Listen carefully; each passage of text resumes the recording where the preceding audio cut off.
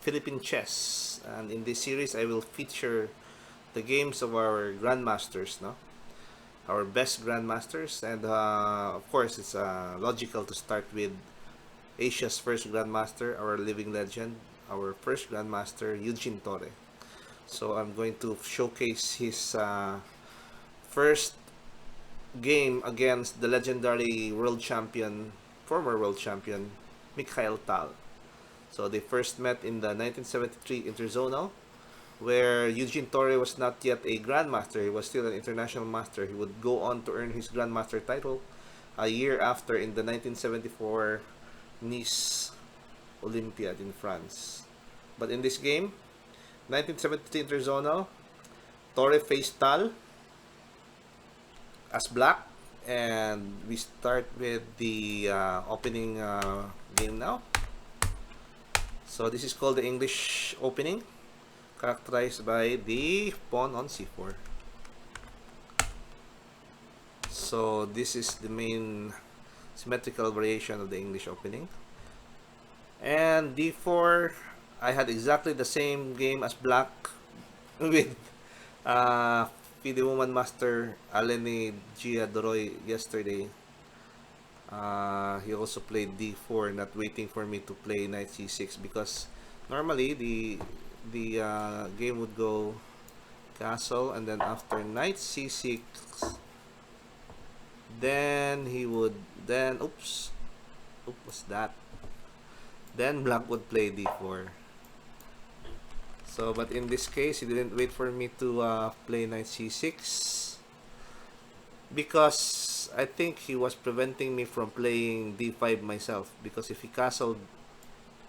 she castled early, I would actually plan to play d5, beating her to that move. But she read my mind, and so she played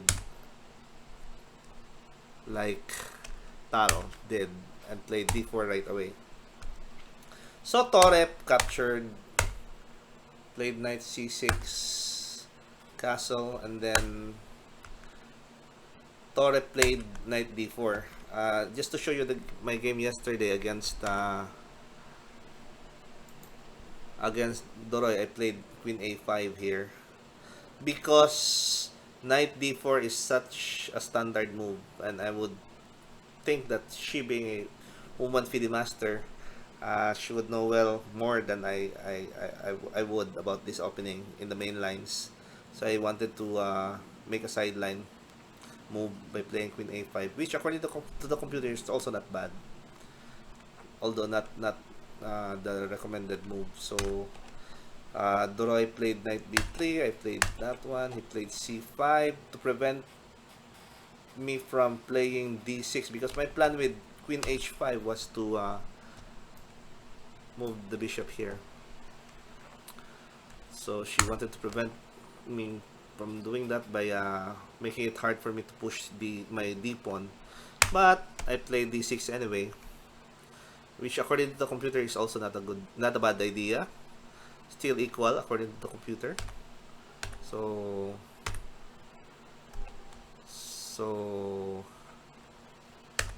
cannot capture the, although that pawn is weak, but I achieved my objective, which is to even at the cost of a pawn, I was ready to sacrifice a pawn actually, just to play bishop h3 in this position.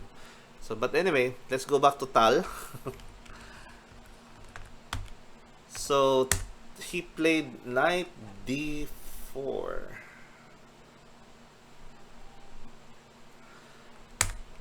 Tal captured, and this is the main line of this variation. Queen d3 is also the main line, although there are other options. So as early as 1973, they were already playing this line. Still in the modern age, this is still the main line in this variation. Queen d3. So bishop e3 is no longer the main line. I think the main line here is bishop g5.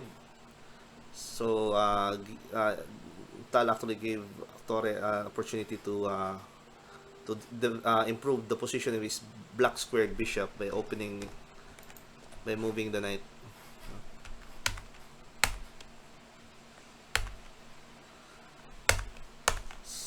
So Torre moved rook b8. Of course, he cannot capture this pawn, obviously, because if he captures, bishop captures, bishop.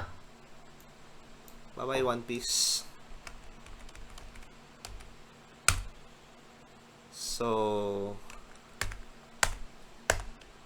in this, up to this point, the computer still assesses the position as equal.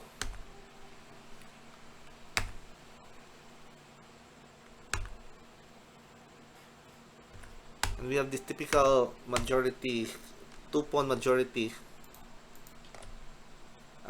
in the queen side with bishops raking this side. It's actually very dangerous. You have to really play well and know your opening theory to play this, because white can easily create a pass pawn, as what happened to me in a similar game but with polars reversed. My loss to Ali Branzuela, National Master Ali Branzuela, also yesterday. I only lost twice yesterday, to Doroy and to Branzuela, both in this English opening. So I obviously need to study this opening, and that's why I chose this game. In the game with Ali Branzuela, he was able to create a pass pawn in the queen side, and that created a lot of problems for me. So, but Torre is aware that Shuri, and this position is still 0.00 ang the computer evaluation for the position. And typical for this line is the knight post. Sorry, is the knight post to here. So that's the plus in black's position. I was able to use this position, this square also in my game against Doroy. I was actually winning against Doroy, but I blundered in the panic time. I was one pawn up. Also, the move that changed the evaluation in my favor was also this move here, which is also what Torre used to gain the upper hand. So you can see at least one of the bishops is now gone. So it's no longer as terrifying as before.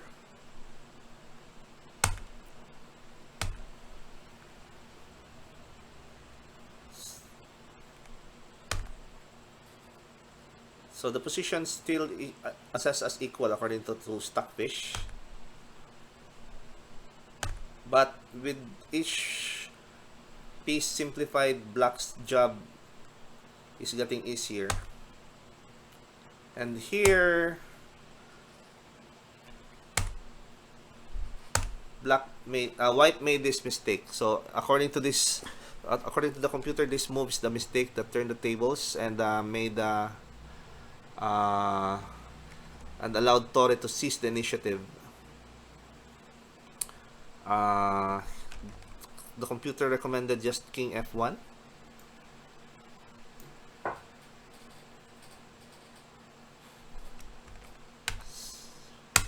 Why? Because Torre seized the moment and grabbed the file.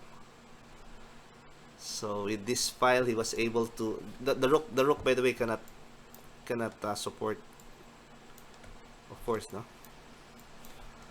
So black is forced to cede the file. White is forced to cede the file to black, and in games like this, that advantage is enough. So Tal's pieces began to be tied up because of the e3 mistake, and the weakness of this square is showing.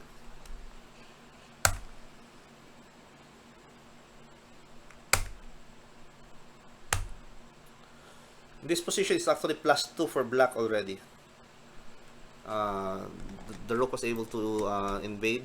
Soon it will wreak havoc on the 7th rank of white. And And in fact, that's what happened. So, and here, Torre made a slight inaccuracy according to the computer because the computer wanted this move. Bishop a4 actually was Torre's move, which is a mistake because it actually connected the rooks, simplifying and allowing white to simplify by taking out one of the rooks. So it would have been much better, according to the computer, for Torre to just capture the rook here and then move like this, because of course we cannot allow the rook to capture the knight, because after the rook captures the knight, the king will capture the rook. So d4, and after that to play rook c8, and that would be a tremendous advantage according to the computer. What if we capture here? It's actually mate in 4. Mate in 4.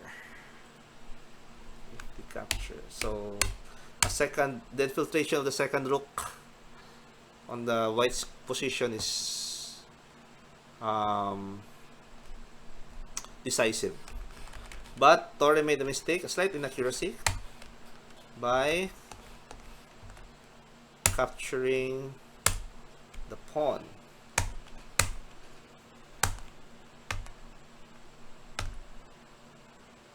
Which allowed Tal to at least make Torre's task harder by exchanging one of the rooks. So in this position, it's still plus 1.7 for black. Black is enjoying a 1 pawn advantage and centralized knight. Not to mention a rook on the 7th rank. So Mikhail Tal, as usual, fought like a lion and making things difficult for Torre to convert his advantage.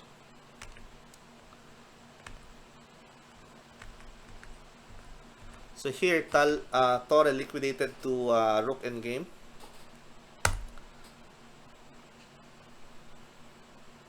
Where white has an outside pass pawn, but black is enjoying a 3-1 majority in the king side. So we see that even though he was not yet a grandmaster, his technique, Torre's technique, was already flawless. Slowly inching up on the king side while controlling the pawn on the queen side. So here, the positions is now +2. And the move that I like most in this game is this move, h4, because it allows the black king to get this square as his hiding spot, because white was ready to check him from behind, so he needs one square to run away from the checks, no? Without going too far away from the pawns that the king needs to defend. So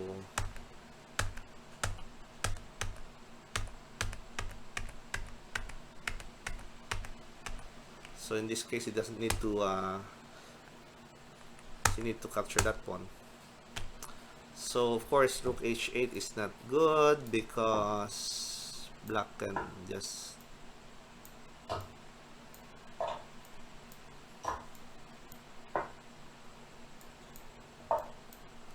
and reaching the critical square, one of the 3 critical squares in this position.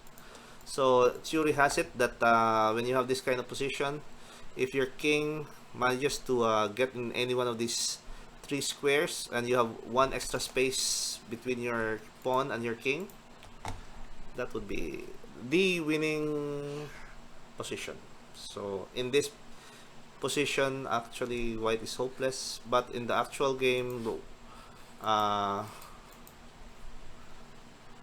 black resigned after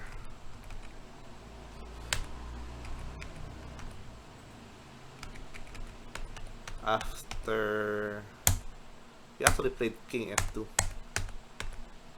there, because black is ready to check him on the second seventh rank, and if he moves his knight rook here to prevent the king from controlling the squares, black will just move to his spot. So the h4 move was very nice because it created this haven for the black king. And that's it. So I hope you enjoyed our mini show, Best of Philippine Chess. Eugene Torre was still an international master then, but he already showed that he has the caliber to take on and beat one of the living legends, one of the legends of our game, Mikhail Tal.